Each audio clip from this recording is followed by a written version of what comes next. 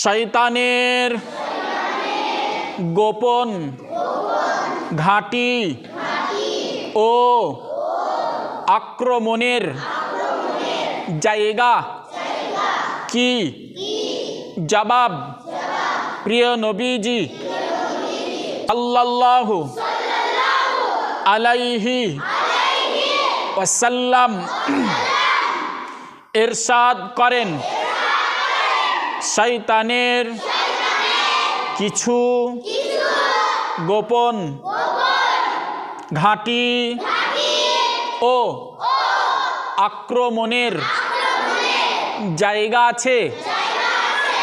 সেগুলির মধ্যে কয়েকটি হলো আল্লাহর কোনো সম্পদ